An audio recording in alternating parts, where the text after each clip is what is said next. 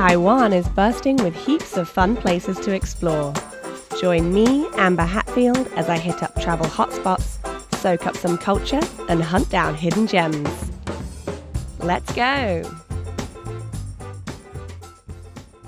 In today's episode of Let's Go, I am joined again by my good friend Sarah Chau, and we're going to talk a little bit about one of the outlying islands of Taiwan called Penghu. And it's a really popular spot for the summer, like vacations and stuff among Taiwanese people.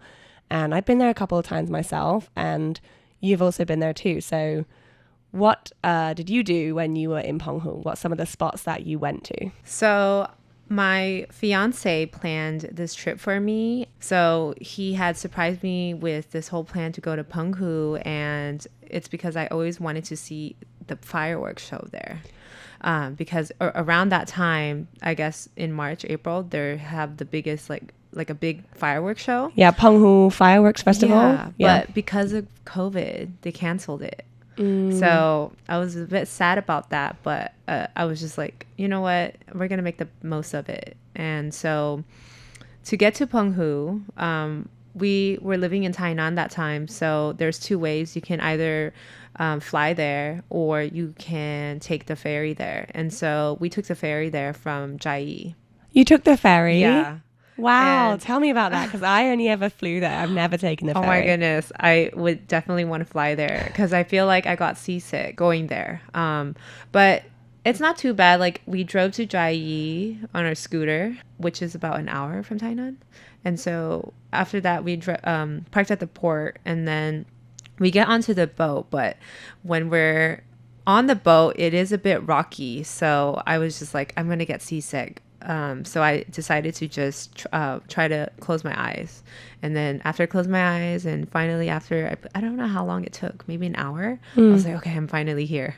But at that time, we went on a bad time because it was raining. Oh, so okay. throughout I believe we were there for 4 days. It was raining. The whole time? Yeah. So we did rent a scooter. But it was raining the whole time. But the way I work, it's like, you know what? I took days off. Like, I'm on vacation. Like, I make the most of it. So I'm like, even when it was raining and my fiance was like driving us, I was like so happy. I was like, hey, this is Penghu, and this is like a new place. But for him, he's like, this is miserable. Like, I'm so miserable right now. And I was like telling him, like, when things don't go as planned, you have to make the most of it. And yeah. So I think after that, when I did tell him that, he realized that, because a lot of things didn't kind of go our way like as he planned, and I think it's because he was the planner. He was stressed out, but I was like, hey, it's fine, we can figure something out. There can be something out, because if you stress about it, you're just gonna make yourself feel miserable. So after I did tell him that, he did loosen up. He did realize, like, okay, it is out of our control. So what can we do? We can just enjoy it. Penghu by day, there's a lot to see and do, but at nighttime, it's really pretty dead. Yeah. I was actually wanted to ask you about like whether or not you found anything to do in Penghu at nighttime, because I feel like the times when I've been there like 3 times actually, once with a friend, and once with an ex, and once with my current boyfriend. So every time I feel like the evening is always a bit boring. Like, there's not really anything to do in the evening. Like, you can go and get some seafood or something, but after maybe like 8 p.m, it's kind of like, I guess we're going to go back to our room and sleep now, or watch a movie on Netflix or something. Yeah, exactly. Yeah, I just feel like it's pretty dead there at nighttime. But most of the time at night, we would always eat at like an all-you-can-eat oyster barbecue, like grilled meat, and that was delicious. Like, but by the end, we're like, oh my god, we are like too many oysters. But it's really cool because it's not only just like all you can eat oysters, there's also like meat, and they're really into those buns, like I think it's mantou, like you can steamed buns. Yeah. But we had like a barbecue every night, and by the 3rd day he had booked a cruise for us, like a Penghu cruise, and it was cool because they caught fresh oysters, and so we were able to grill it and all you can eat as well on the boat. And then also they caught like a fresh fish, and it was like sashimi style. So oh, nice. But actually, for 2 people, 1 whole plate, we were like, oh, this is too much. Like, we shouldn't have ordered it. But now we know for next time. Yeah. I think another really cool thing in Penghu is cactus flavored like ice cream or jelly or jam. Like, it tastes really cool and really it's nice. pink. And yeah, it's pink. So yeah, I had to get it for sure. But it's funny because on the 4th day, our very last day, the weather was really nice, like nice and sunny. And that day we went like crystal kayaking. Wow, Yeah, cool. So that was good. That was fun. That on like the main island, or did you go to like another island to do that? No, we went to the main island because we didn't have that much time. But it was nice because there's like a little cabana that we're able to sit in, and then we ended up jet skiing, and it was like just first time jet skiing. So the guy was just going as fast as he can and trying to like push him off of the jet ski, and he was like holding for his dear life. He's just like, I don't want to fall down in the water. But it was really fun because we got really cool pictures, and like we got like an aerial view of the crystal kayak. So that was really fun. I like that a lot. You mean you have a drone or something to take a picture? Like I think not a drone, but somebody took it on the boat, I think. Actually, okay. I don't really remember, but the water is like really beautiful and like crystal clear. And they also took us somewhere where we're able to see the shape of Taiwan. Do you know what that place is called? Oh yeah. And then there's like a love, it's like formed as a heart.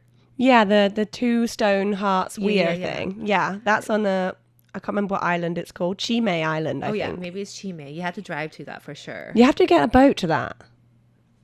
Okay. Maybe maybe. But I think there are actually more than one. So like the main famous one in Penghu is this 2 stone hearts weir. It's got like 2 hearts together, and that's the one like everyone takes pictures of. But actually there's other ones that look like hearts around on different islands. It's just that one's the most famous. So it could be that you went to a different one. Well, no, we went to the heart one, and like next to it is like it's also in the shape of Taiwan. Like naturally formed. Yeah.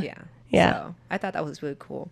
And then in our like whole tour package, they had like this really cool crab museum. At first we're like, maybe we shouldn't go, but there was not much to do. And so we're like, we have the tickets, why not go? And we went in and we're like, whoa, like you see like thousands of species of crabs. It just, and I think the story is somebody like really was into crabs, and then he just brought all these different species of crabs. And it's funny because you can see them and they're just like, some not even look like people, like some like having like faces and heads and stuff and like eyes and stuff. It's really cool. Like you can tell the difference between them. It's actually kind of creepy and scary at the same time, but cool. Like you should definitely check it out if you're at Penghu. Yeah, I've never actually heard of the crab museum. Last time I went to Penghu, it was also a bad time as well. It was windy. We decided to go in like February or something like that, and it was super windy. And then we hired a scooter, and then we thought, oh, we can't do this. We were driving over the big Penghu Bridge, the really, really long one.